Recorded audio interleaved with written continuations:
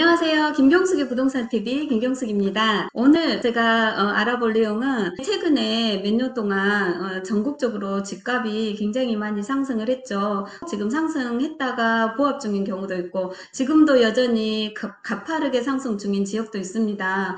그런데 다른 지역은 저렇게 오르고 있는데 우리 지역은 이렇게 집값이 안 오르고 있을까? 애달아 하시고 불공평해 뭐 이렇게 생각하시는 분들도 많이 계시죠. 그런데 집값이 급등을 하게 되면 그 영향이 나중에 어떻게 될지 자료를 통해서 제가 한번 살펴보겠습니다. 그리고 지역별로 지금 현재 상승을 하고 있는 지역 또 하락하고 있는 지역 이런 지역도 살펴보고 인구 수가 또 변동이 많죠. 그래서 인구 수와 함께 매매 가격 변화와 함께 살펴봐서 나중에 오른 지역은 어떻게 달라지고 내려간 지역은 어떻게 달라질지 우리 지역은 어떻게 달라질지 그런 상황들을 한번 살펴보려고 합니다. 인구 변화하고 가격 분석을 좀 살펴보겠습니다. 인구 변화를 이렇게 보게 되면 출처가 통계청이에요. 왼쪽에 이 막대 그래프를 보시면 되는데 지역별로 제가 확인을 해볼게요.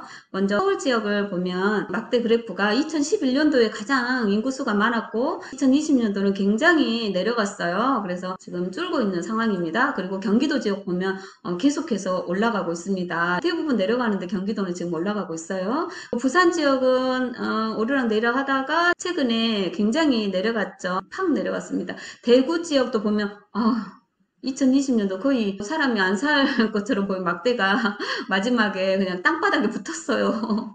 숫자를 보면 243만 명입니다. 그래도 너무너무 많이 줄었네요. 인천은 계속 오르다가 변동이 없는 상태고요. 광주를 보면 인구수가 계속 많이 늘다가 2014년도 15년도에 최고 인구수였었어요. 지금도 조금씩 내려서 2020년도에는 2019년도보다 살짝 더 내렸어요. 계속 하락하고 있는 추세입니다. 하락하고 있어요. 대전 같은 경우는 2014년도에 가장 인구수가 많았고 2020년도에 거의 땅바닥 붙었어요. 굉장히 줄었습니다. 울산도 오르다가 계속 내려가고 있는 추세입니다. 광주처럼. 세종은 계속 올라가고 있습니다. 세종이 그 행정수도 이전한다는 법안이 나온다고 굉장히 지금 최근에 집값이 상승을 하고 있죠. 가파르게. 이런 영향이 나중에 어떻게 달라질지 한번 보겠습니다. 강원도는 오르락 내리락 하다가 약간 내려가고 있습니다. 2020년도에 충청북도 계속 올라가다가 약간 내려가고 있습니다. 충청남도 오르락 내리락 하다가 마지막에 살짝 내려가고 있습니다. 전라북도는 여기도 막대가 거의 땅바닥에 붙을 정도로 줄었어요. 인구수가 많이 줄었습니다. 전라남도는 오르락내리락 하다 여기도 많이 내려갔습니다. 경상북도 거의 땅바닥에 붙을 정도로 이렇게 막대가 적어졌어요. 인구수가 많이 줄었습니다. 경상남도는 살짝씩 내려가고 있습니다. 제주도는 인구수가 올라가다가 최근에는 거의 뭐 유지하고 있는 상태네요. 인구수 변화를 살펴봤는데 경기도하고 세종시만 인구수가 상승 중이고 나머지는 하락 중이에요. 살짝 하락 중인 것도 있고 뭐 땅바닥에 붙을 정도로 내려간 게 하락한 것도 있었죠. 인구수 변화가 행정수도 이전한다든지 서울은 규제로 많이 묶으니까 경기도 쪽으로 이사를 하신다든지 상승하는 요인의 하나라고 볼 수가 있는데 나머지는 이제 하락 중입니다. 가격을 한번 볼게요. 오른쪽을 보겠습니다. 서울 쪽을 보면 파란색이 매매가고 주황색이 전세가예요. 파란색 급상승하고 있죠. 사정없이 상승을 하고 있고 전세가는 살짝 올라가고 있습니다. 경기도도 매매가는 최근에 급상승하고 있고 전세가는 살짝 올라가고 있고요. 부산은 매매가가 내려가다가 전세가하고 거의 비슷한데 전세가가 살짝 더 높으려고 그래요. 전세가가 더 낮는 게 정상이죠.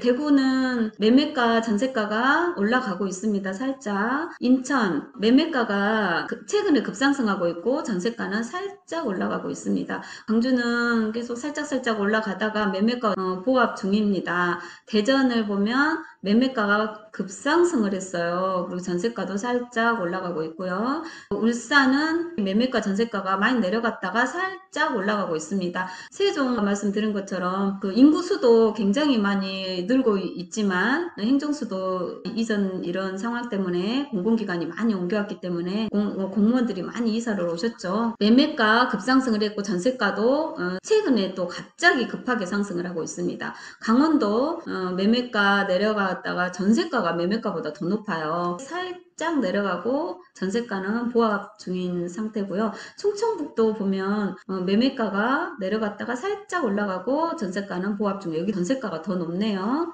전세가가 더 높아버리면 깡통전세 나올 가능성이 높죠. 충청남도 같은 경우 보면 매매가가 살짝 다시 떨어지다가 올라가고 있고 전세가도 보합 중이고, 전라북도 매매가는 하락, 약간 떨어지고 있어요.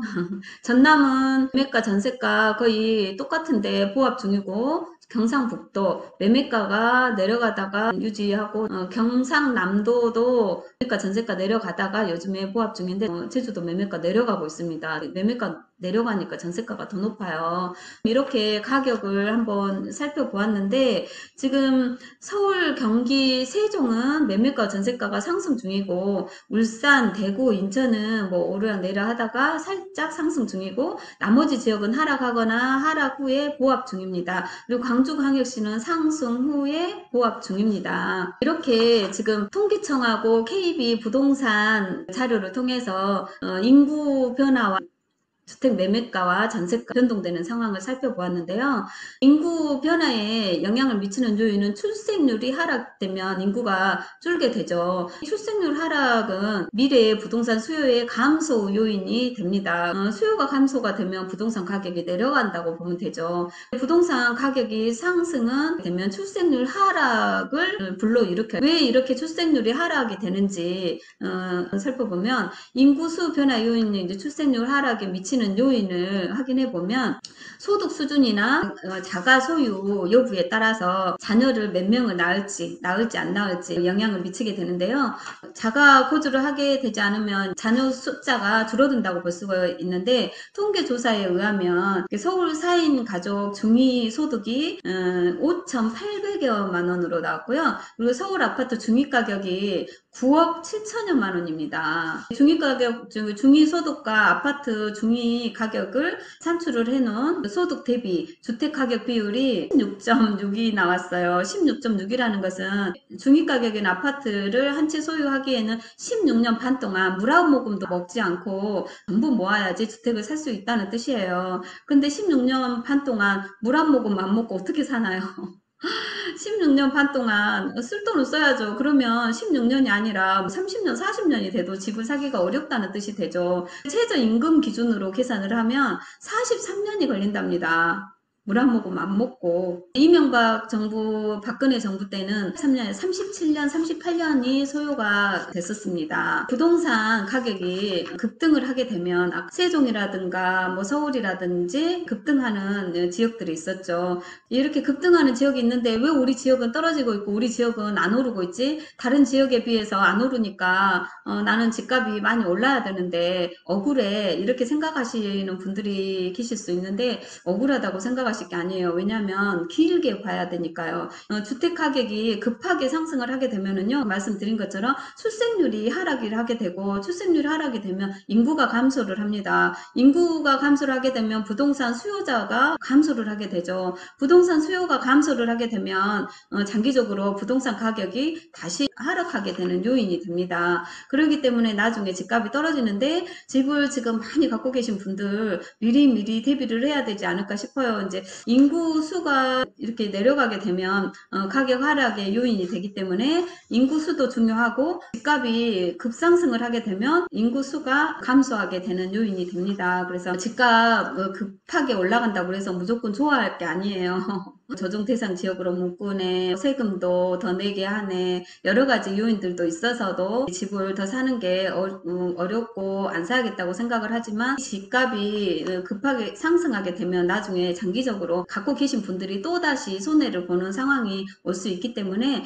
집값에 달라지는 요인에 공급과 수요에 영향을 미치는 요인 수십 가지, 정책적인 요인, 경제적인 요인, 뭐 금리 등등 수십 가지가 영향을 미치지만, 가장 가장 영향을 많이 미치는 요인 인구수 변화 그리고 매매가 지역에 따라서 달라지기 때문에 어떻게 이 사는 지역은 매매가가 어떻게 달라지고 있는지 살짝씩 조금씩 올라가는 게 최상인 것 같아요. 갑자기 너무 올라도 좋은 게 아니고요. 떨어져도 또 억울하죠. 물가 가치는 떨어지고 있는데 집값이 떨어지고 있다고 한다면요. 그런 부분을 생각해서 너무 욕심을 갖지 않는 게 좋을 것 같다는 생각이 듭니다. 자료를 통해서 살펴보았습니다.